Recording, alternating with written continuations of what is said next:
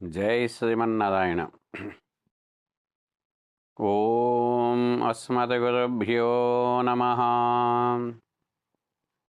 నీలాతుంగస్తనగిరితటీ సుప్తముద్బోధ్య కృష్ణం పారార్ధ్యం సంస్మృతిశతశిరసిద్ధమధ్యాపయంతి స్వోచ్ఛిష్టాయాం స్రజనిగళితం వ్యాబలాత్కృత్య భుంక్తే ఘోరా తస్యై నమ ఇదమిదం భూయ ఏవాస్తు భూయః.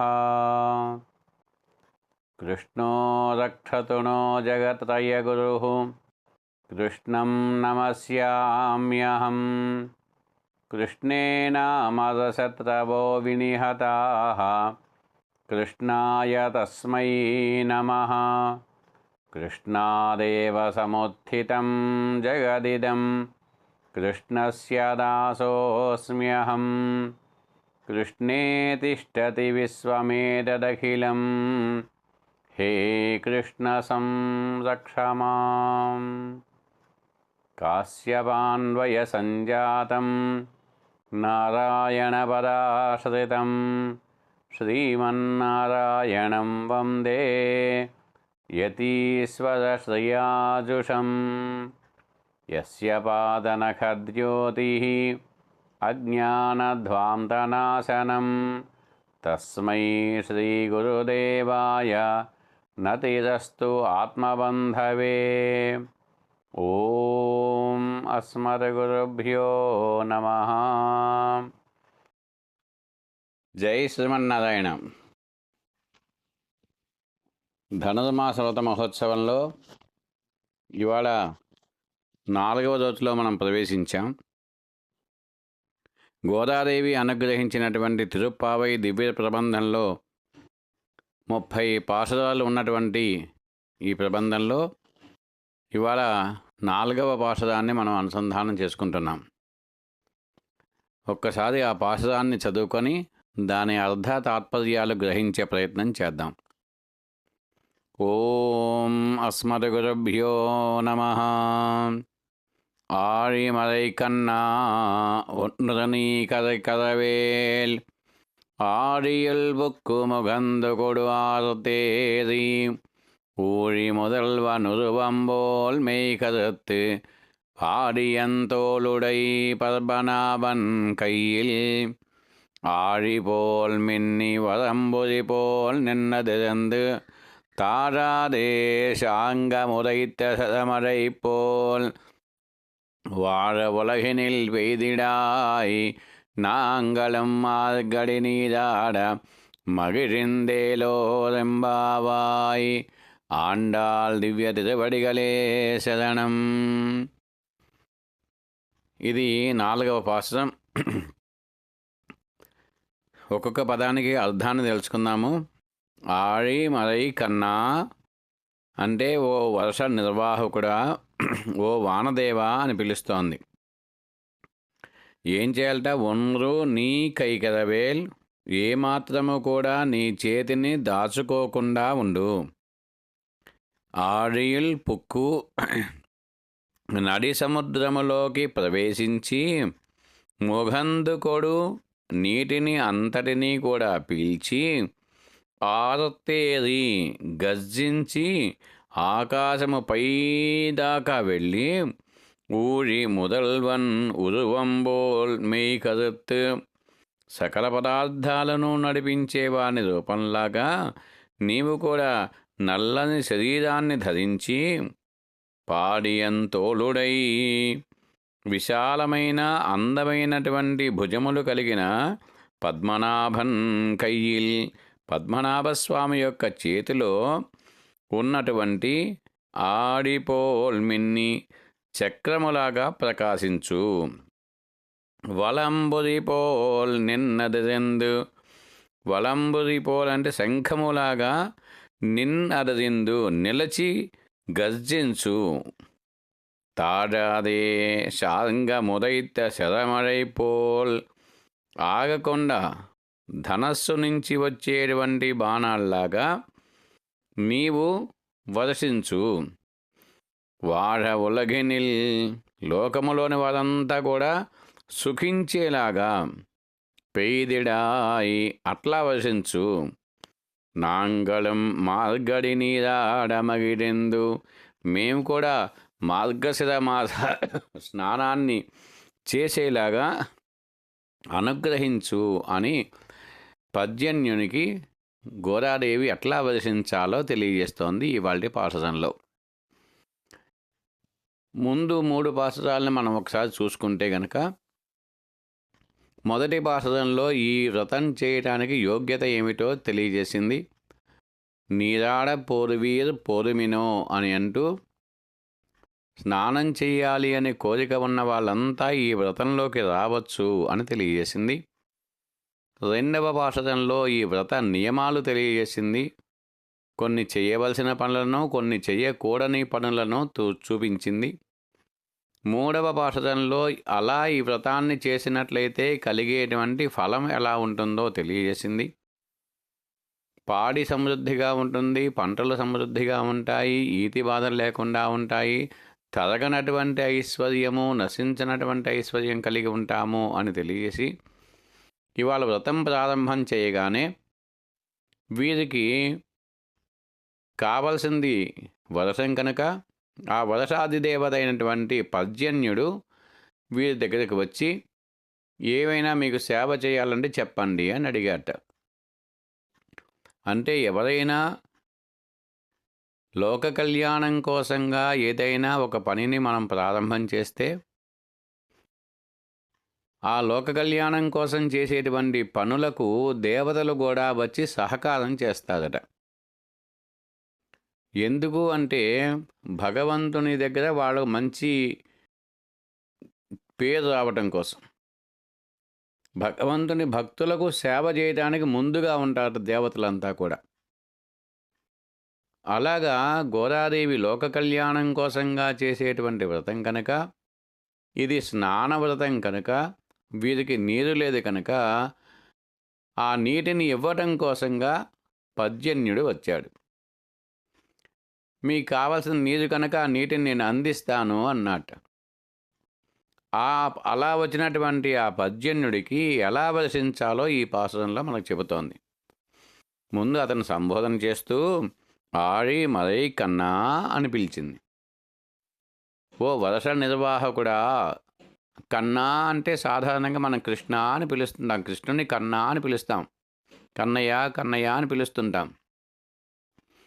అయితే గోదాదేవి తాను చెప్పేటువంటి ఈ ప్రబంధం ధ్వని ప్రధానంగా ఉండేటువంటి కావ్యం ఇది. అంటే పైకి ఒకే పదము పైకి ఒక అర్థాన్ని మనకు స్ఫురింపజేస్తుంది, దాని లోపల మరొక అర్థాన్ని కూడా మనకు స్ఫురింపజేస్తోంది. విశేష అర్థము, ధ్వన్యర్థము అంటాం వీటిని. ఒక్క మాట చెప్పినప్పుడు అదే మాటని 2 రకాలుగా అర్థాన్ని ఇవ్వటం, స్వాపదేశము అని మన పెద్దవాళ్ళు వీటిని అంగీకరించి, గోదాదేవి చెప్పినటువంటి ఈ తిరుప్పావై ప్రబంధం అంతా కూడా అలానే సాగుతుంది, ధ్వని ప్రధానంగా సాగుతుంది. తాను చెప్పదలుచుకున్నటువంటి విషయాన్ని అందంగా తాను వర్ణన చేస్తోంది. ఎట్లాగా అంటే ముందుగానే మనకు భగవంతుని గురించి చెప్పాలి అని, మోక్షాన్ని గురించి చెప్పాలి అని అంటే మనం వినమని ఒక కథలాగా అల్లి మనకు అందిస్తోంది. ఇది పైకి ఒక అందమైన కథ, లోపల ఒక దివ్యమైనటువంటి గాథ. మోక్షాన్ని పొందాలి అని కోరుకునేటువంటి వ్యక్తికి ఏ మార్గంలో మనం వెళితే మోక్షం పొందుతామో అలాంటి సులభమైనటువంటి ఉపాయాన్ని గోదాదేవి అందిస్తోంది ఈ కథలో. చిన్న పిల్లవాడికి జబ్బు చేసింది, చేదు మందు వేసుకుంటే ఆ జబ్బు నయమవుతుంది. కానీ పిల్లవాడు ఆ చేదు మందు తాగడానికి వాడికి ఇష్టం లేదు, తాగనని గొడవ చేస్తాడు. మరి ఏం చేయాలి? అందుకోసంగా ఆ చేదు మందు పైన ఒక తీపి పూత పూసి వాడికి ఇస్తారు. పిల్లవాడు ఆ బిళ్ళని తీపి బిళ్ళని నోట్లో వేసుకోగానే అది తియ్యగా ఉంటుంది కనుక హాయిగా చప్పరించి మింగేస్తాడు. ఇప్పుడు వాడి జబ్బు నయమైపోతోంది. జబ్బు దేనివల్ల నయమైంది అంటే లోపల ఉన్నటువంటి చేదు మందు వల్ల, పైన ఉన్నటువంటి తీపి పూత వల్ల. అంటే లోపల ఉన్నటువంటి చేదు మందు వల్లనే వాడికి నయమైంది. అలాగా చేదు మందు ఇస్తే వాడు తీసుకోడు కనుక పైన అందమైనటువంటి తీపి పూతను పూసి అందించినట్టుగానే గోదాదేవి కూడా మనకు ఆత్మోజ్జీవనం కలగాలి అంటే ఉపనిషత్ రహస్యాలను మనకు అందించాలి. ఉపనిషత్ రహస్యాలు అందిస్తాము అంటే మనకు అర్థం కావు కనుక శాస్త్రజ్ఞానం బహుక్లేశం అని చెబుతారు కనుక అలాంటి కష్టతరమైనటువంటి అర్థం చేసుకోలేనటువంటి శాస్త్రజ్ఞానాన్ని అందమైనటువంటి పాటల్లో, అందమైనటువంటి కథలో తాను ఇమిడ్చి మనకు అందించింది. ఇక్కడ కన్నా అని పిలుస్తూ ఆ మేఘుడిని పిలుస్తోంది కన్నయ్య అని. దీంట్లో అర్థం ఏమిటి అంటే ఈ పాసురం ప్రధానంగా భగవంతుని స్వరూపాల్లో 5 స్వరూపాలు పర, వ్యూహ, విభవ, అంతర్యామి, అర్చా స్వరూపములు అని అంటున్నాం. అలాంటి 5 స్వరూపాల్లో 5 స్వరూపాలు కూడా ఒక్కొక్క పాసురంలో ఒక్కొక్క స్వరూపాన్ని తాను వివరించింది. మొదటి పాసురంలో నారాయణనే అని చెబుతూ పరస్వరూపాన్ని, రెండవ పాసురంలో పారకడలుల్ పయ్యత్తు ఇంద్ర పరమన్ అని చెబుతూ వ్యూహస్వరూపాన్ని, మూడవ పాసురంలో ఉత్తమన్ పేర్పాడి ఓంగి ఒడగళంద ఉత్తమన్ అని చెబుతూ ఈ లోకానికి వచ్చినటువంటి స్వామి వామన అవతారాన్ని గురించి చెబుతూ విభవ స్వరూపాన్ని తెలియజేసి, నాలుగవ పాసురమైన ఈ పాసురంలో మనందరిలో అంతర్యామిగా ఉండేటువంటి స్వామిని గురించి తెలియజేస్తోంది. మనందరిలో ఉంటాడు అంటే వానదేవుడిలో కూడా భగవంతుడే ఉంటాడు కనుక తాను స్వామికి చెబుతున్నట్టుగానే, స్వామిని పిలుస్తున్నట్టుగానే కన్నా అని పిలిచింది. వర్ష నిర్వాహకుడైనటువంటి ఓ పర్జన్యదేవా, ఓన్రు నీ కై కదవేల్, నీవు నీ చేతిని దాచుకోవద్దు. చేతిని దాచుకోవడం అంటే ఏమిటి? దాతృత్వాన్ని దాచుకోవద్దు. ఎంత ఇవ్వగలిగితే అంత ఇచ్చేలా చెయ్యి. వానదేవుడికి దాతృత్వం ఎక్కువ అని చెప్పి భగవంతుడు ఈ వర్షాన్ని కురిపించేటువంటి ఆధిపత్యాన్ని పర్జన్యుడికి ఇచ్చాడు. ఒక్కొక్క దేవతకి ఒక్కొక్క పనిని అప్పచెప్తాడు. అగ్నిదేవుడి పని ఏమిటి? కాల్చటం. వాయుదేవుడి పని గాలి వీచటం. అలా పర్జన్యుడికి వర్షించేటువంటి పనిని ఇచ్చాడు స్వామి. అగ్నిదేవుడు అంటే అందరికీ భయమే, కానీ వానదేవుడు అంటే అందరికీ సంతోషమే. వాన కురుస్తోంది అంటే చక్కగా ఆనందంగా హాయిగా వానలో తడుస్తూ చక్కగా పిల్లలు పాట పాడుకుంటూ కేరింతలు కొట్టడం మనం చూస్తున్నాం. అట్లా అందరినీ ఆనందింపజేయగలిగేటువంటిది భగవంతుడు నీకు ఇచ్చినటువంటి మంచి అవకాశం. నువ్వు అందరినీ ఆనందింపజేయగలుగుతావు కనుక నీవు నీ దాతృత్వాన్ని దాచుకోకుండా అంతటా వర్షించాలి. అట్లా అంతటా వర్షించాలంటే ఏం చేయాలి? మేం చెబుతాము అని చెబుతోంది గోదాదేవి. మొట్టమొదటిగా నువ్వు ఎక్కడికి వెళ్ళాలి? ఆయుల్ పుక్కు, పెద్ద సముద్రం దగ్గరికి వెళ్ళు. చిన్న చిన్న నదుల్లోనో, చిన్న చిన్న బావుల్లోనో, చిన్న చిన్న గుంటల్లో నీటిని తీసుకోవద్దు. పెద్ద సముద్రం దగ్గరికి వెళ్ళి, ఆ సముద్రం కూడా ముందు ముందు కాకుండా నడి సముద్రంలోకి వెళ్ళి అక్కడ లోపల దాకా వెళ్ళి అక్కడి నుంచి ఆ నీటిని గ్రహించు. ముగందుకుడు ఆ నీటిని అంతటినీ కూడా నువ్వు స్వీకరించు. స్వీకరించి ఏం చేయాలి? ఆర్తేరి, గర్జించాలి. ఎప్పుడైతే మనము భోజనం సంపూర్ణంగా తీసుకున్నామనుకోండి, వెంటనే మనకు ఒక త్రేన్పు అనేది వస్తుంది. అంటే కడుపు నిండింది అని చెప్పడం కోసంగా ఒక త్రేన్పు అనేది బయటకు వస్తుంది. అట్లాగా నీవు పూర్తిగా ఆ సముద్రంలో ఉండేటువంటి నీటిని అంతటినీ గ్రహించావు అని మాకు తెలియటం కోసంగా ముందు ఒకసారిగా ఒక త్రేన్పుని ఆరుతూ ఏరి, అప్పుడు ఆ త్రేన్పు అయిన తర్వాత అప్పుడు పైదాకా వెళ్ళు. ఏరి అంటే పైకి, ఎంత పైకి నువ్వు వెళ్ళగలుగుతావో అంత పైకి నెమ్మదిగా అంత పైకి వెళ్ళు. వెళ్ళి ఊరి முதல்வ నురువంబోల్ మేఘరత్తు, ఈ సకల పదార్థాలలోనూ కూడా ఉండేటువంటి మా యొక్క స్వామి యొక్క స్వరూపంలాగా నీవు కూడా మేయి కదుత్తు, నల్లని దేహము ధరించు. అందుకోసమే వానలు పడేటువంటి సమయంలో మేఘావృతమవుతోంది ఆకాశమంతా కూడా, నల్లని మేఘాలు కమ్ముకుంటాయి. అప్పుడు మనకేం తెలుస్తుంది? ఓహో, వాన పడుతుంది అని తెలుస్తుంది. ఈ మేఘాలు వానకు వర్షించిన తర్వాత నల్లని మేఘాలు కాస్త తెల్లని మేఘాలు అయిపోతాయి. నీరు నిండి ఉంటే అవి నల్లదనాన్ని పొందుతాయి, నీటిని వర్షించిన తర్వాత అవి తెల్లబడిపోవటం మనం చూస్తున్నాం.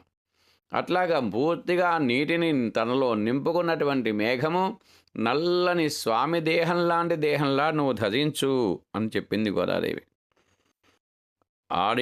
ఆడియం తోలుడై పద్మనాభన్ కయ్యిల్, ఆ తర్వాత నల్లని దేహాన్ని ధరించిన తర్వాత మా పద్మనాభస్వామి చేతిలో ఉండేటువంటి ఆడిపోల్ మిన్ని చక్రములా ప్రకాశించు. పద్మనాభస్వామి ఎట్లా ఉంటాడు అంటే తోలుడై, విశాలమైనటువంటి అందమైనటువంటి భుజములు కలిగినటువంటి మా స్వామి పద్మనాభుడు. ఆయన చేతిలో ఉండేటువంటి ఆయుధాలు శంఖము చక్రము ఎట్లయితే ఉంటాయో, చక్రము ఎట్లయితే సుదర్శనము అని పేరు దానికి, ఆ సుదర్శనము ఎట్లయితే ప్రకాశిస్తుందో నీవు కూడా ఆ సుదర్శనలాగా ప్రకాశించు. సుదర్శనుడు ఎట్లా ప్రకాశిస్తాడట? స్ఫురత్ సహస్రార శిఖాది తీవ్రం సుదర్శనం భాస్కర కోటితుల్యం. భాస్కరుడు అంటే సూర్యుడు ఎట్లా 1000 మంది సూర్యులు ఉదయిస్తే ఎంత వెలుగు వస్తుందో అంత వెలుగుతో ప్రకాశిస్తూ ఉంటాడట సుదర్శనుడు. కనుక ఆ స్వామి చేతిలో ఉండేటువంటి చక్రంలా నువ్వు ప్రకాశించు. వలంబుదిపోల్ శంఖములాగా నిన్నదెందు ధ్వనించు. భగవంతుని యొక్క శంఖధ్వని ఎట్లా ఉంటుంది? ఆ ధ్వని ఒక్కొక్కరికి ఒక్కొక్కలా అనుభూతి కలుగుతుంది. భగవంతుని పాంచజన్య ధ్వని గోపికలకు రమ్మని పిలిచినట్టుగా అనిపిస్తుంది. శత్రువులకు అదే శంఖధ్వని శత్రువులకు భయాన్ని కొలిపేదిగా ఉంది. పాండవులు కౌరవులు యుద్ధం చేసేటువంటి సమయంలో పాంచజన్యాన్ని పూజించినప్పుడు ఆ పాంచజన్యపు ధ్వనిని విన్నటువంటి కౌరవుల యొక్క గుండెలు అవిసిపోయాయిట.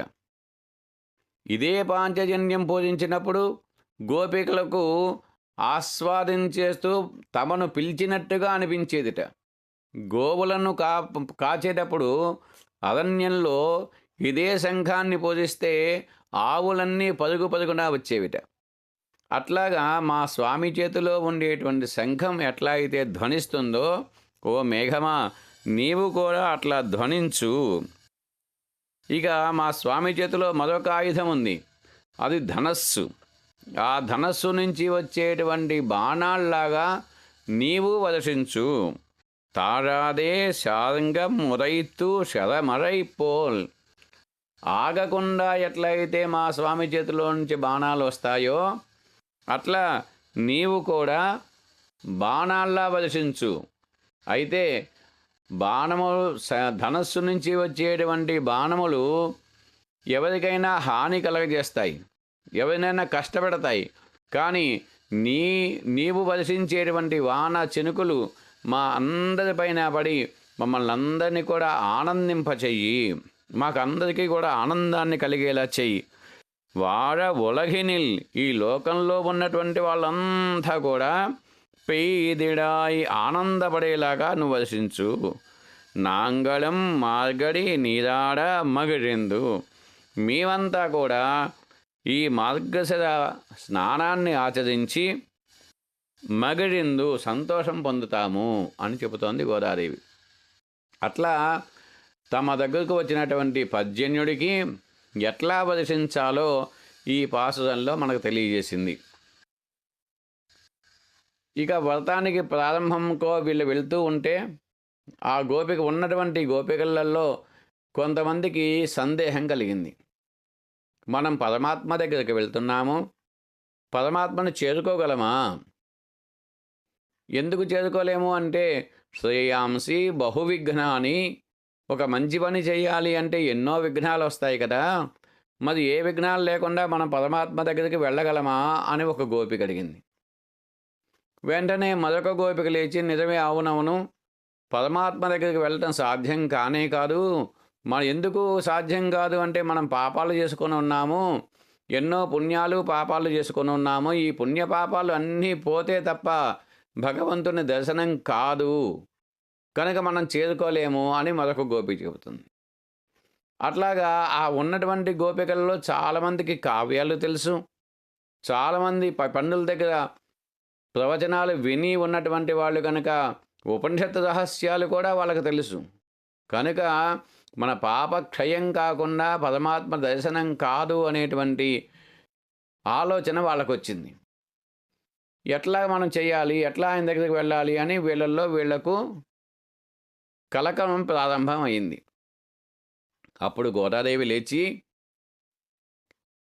మన పాపములు అంటే ఏమిటి, మన పుణ్యములు అంటే ఏమిటి, మనం పరమాత్మ దగ్గరకు వెళ్ళగలమా వెళ్ళలేమా, ఏం చేస్తే మనం పరమాత్మ దగ్గరకు ఇవన్నీ పాపపుణ్యాలు అన్నీ తప్పించుకొని వెళ్ళగలుగుతామో రేపటి పాఠంలో చెబుతుంది. 5వ నాటి పాఠంలో మన పాపపుణ్యాలు తొలగించుకొని అవేవి మనకు అంటకుండా అత్యంత సులభంగా పరమాత్మను చేరుకునేటువంటి విధానాన్ని రేపు తెలియజేస్తోంది. దాన్ని రేపు అనుసంధానం చేసుకుందాం. జై శ్రీమన్నారాయణ.